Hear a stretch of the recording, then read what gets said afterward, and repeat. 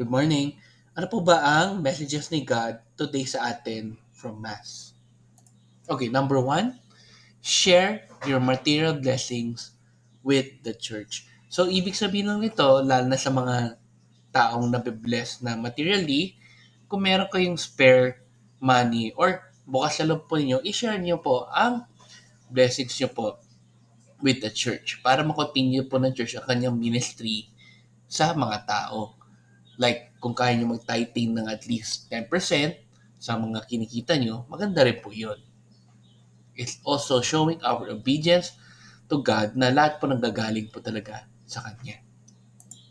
Number two, continue doing good even if it is unseen by others. So, lalo na ngayon sa panahon nito, yung mga taong gumagawa ng kabutihan, kunyari, gustong-gusto nilang ipakita yun sa social media, sa mga posts nila.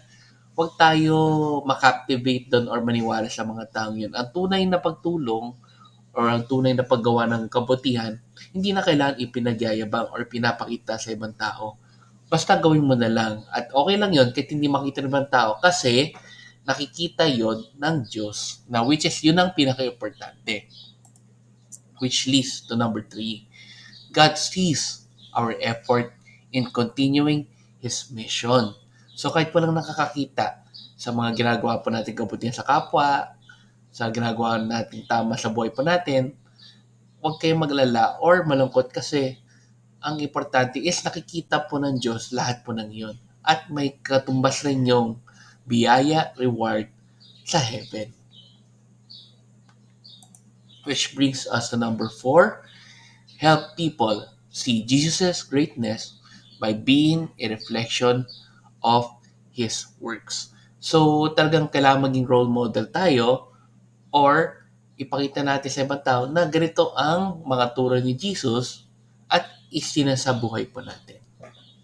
Ayan. So, let's end again with a simple prayer. In the Father, Son, and Spirit. Amen.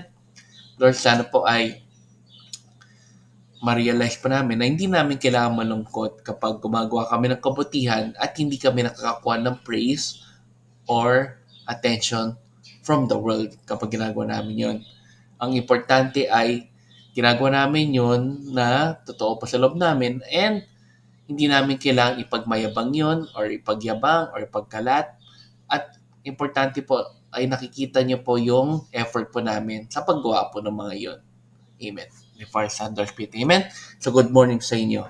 Have a great day. God bless. And let's end again with a simple Thanksgiving prayer. Really, thank you prayer. Lord, thank you very much for all the blessings that you are giving us every day. Thank you for our food, safety, security, guidance, and all your blessings. Please avoid us getting sick from all illnesses and forgive us for all our sins. Lord, I pray that all our hopes and dreams will come true in your own time. Again, Lord, thank you for all the blessings that you have given us. Amen.